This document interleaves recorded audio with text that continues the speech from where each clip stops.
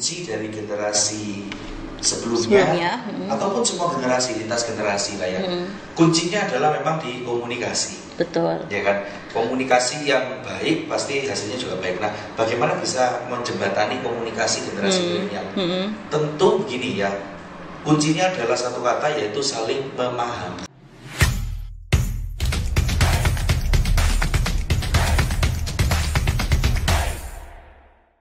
Nah, terakhir ya Pak, sebelum kita tutup sesi kita, kalau tadi kita banyak berpikir dalam sudut pandang seorang pimpinan harus memahami generasi milenial, boleh nggak Pak, kita sebagai generasi milenial ini Pak ya, gimana sih caranya kita ini memahami pimpinan yang ya generasinya sudah pasti ada di atas kita, seperti itu Pak? Oke, ini sebaliknya berarti ya. Betul ya. Satu sama lah. Betul ya Pak ya.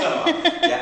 Jadi sebaliknya juga, seperti saya bilang bahwa dua generasi ini ataupun nanti ke generasi setelahnya generasi milenial, kuncinya adalah saling memahami. Oke, bagi generasi milenial semuanya, maka kita harus melihat bahwa generasi di atas kita itu punya juga latar belakang yang beda. Ya kan, mereka hidup dulu mungkin agak susah, ya kan. Mereka dulu hidupnya tidak sebaik mereka, dulu nggak ada pembantu rumah tangga, ya kan. Jadi harus dipahami bahwa mereka juga ingin satu take control orang-orang generasi sebelumnya. Jadi kita harus apa? Kita harus respect sama mereka. Ya, seringkali orang-orang milenial merasa wah ini demokratis, ini zamannya bebas, jadi bisa ngomong seenaknya.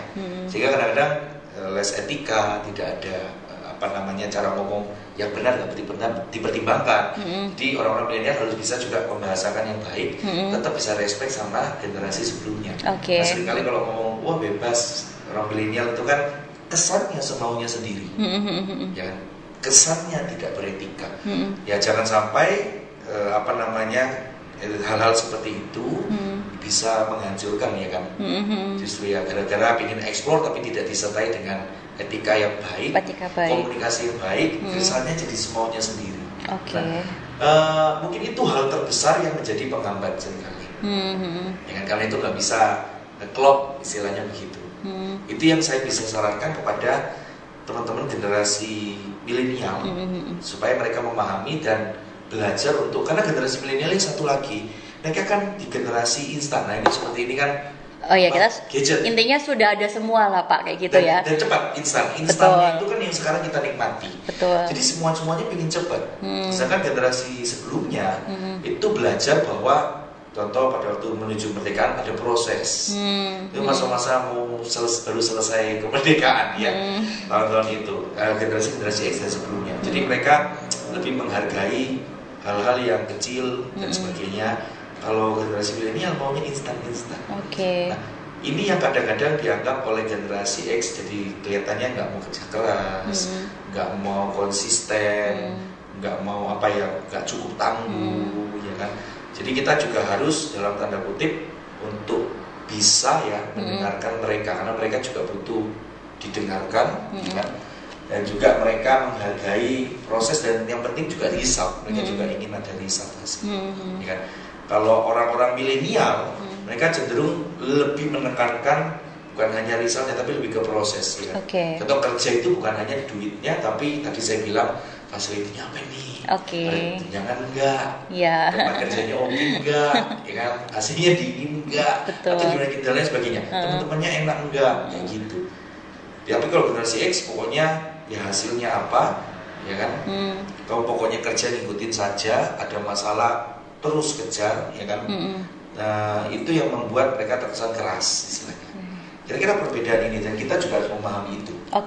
Karena latar belakangnya aja sudah beda ya Pak Andre ya. Jadi mau disatukan pun ya syukur-syukur kalau ada generasi sebelumnya yang up to date ya Pak ya, mengikuti perkembangan teknologi, perkembangan zaman, itu juga pasti lebih bagus seperti itu ya. Tapi kita sebagai generasi milenial juga pastinya harus bisa memahami bahwa kita ini hidup di dunia yang instan ya Pak ya. Jadi tidak bisa menuntut orang sebelumnya kita untuk mengikuti seperti kita, seperti itu ya Pak Andre ya. Terakhir Pak, sebelum kita tutup sesi dari Success Talk, mungkin ada pesan-pesan yang ingin disampaikan Pak Andre ya untuk teman-teman yang sedang menyaksikan channel YouTube Total Quality Indonesia, khususnya mungkin banyak agent of change juga yang generasi milenial mungkin ya Pak ya, seperti itu ya. Banyak ya. Silakan Pak Andre. Untuk teman-teman sekalian, saya yakin generasi milenial milenial saat ini sudah sangat banyak karena memang apa ya, dari faktanya saja orang-orang produktif kita semakin lama semakin banyak ya. Jadi mereka inilah generasi milenial yang ke depan akan menjadi the next leader dimanapun mereka berada. Jadi hari ini saya berpesan buat teman-teman sekalian, apapun yang kita jalani sekarang, proses yang kita jalani, maka jalanilah dengan sungguh-sungguh ya. Belajar dari proses yang ada, belajarlah untuk lebih sabar, menikmati proses, karena kita tahu mungkin ada hal-hal yang pengen cepat kita dapatkan. Ya, jadi kaya itu bagus, tapi cepat-cepat pengen kaya itu akan jadi bahaya. Karena akhirnya kita nggak nikmati prosesnya, nggak belajar itu, akhirnya lebih melakukan hal-hal yang nggak benar, ya kan. Seringkali juga karakter kita bisa jadi negatif karena kita seringkali lihat orang sukses, tapi karena pengen instan kita nggak mau nikmati prosesnya.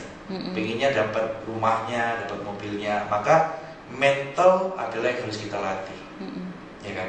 Zaman ini nggak mudah, ya apalagi sekarang ya, sekarang kita akan ada banyak pressure, ada banyak hal yang di luar kontrol kita. Tapi tentu di momen-momen ini kita harus be patient ya, sabar jalani proses. Hasilnya nggak kelihatan sekarang, tapi yang penting kita mau terus belajar, karena adalah generasi milenial, the next leader.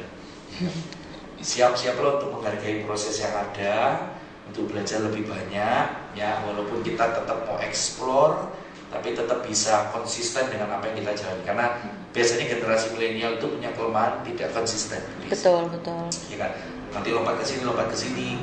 Belajarlah konsisten dengan apa yang Anda jalani, ya kan? Dan saya yakin teman-teman sekalian, walaupun ada halangan, jadi kalau ada halangan bukan jaminan berarti itu bukan jalan hidupmu. Ya, bahkan orang yang jalannya mulus terus dia belum tentu itu jalan hidupnya. Jadi kalau ada halangan-halangan di depan kita, belum tentu itu akhir dari segalanya. Bukan berarti itu juga bukan milik kita jalannya kita. Jalani saja, ya kan?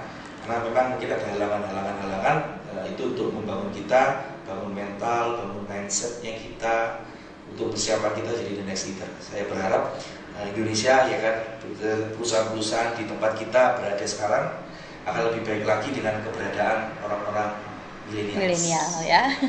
Lebih begitu.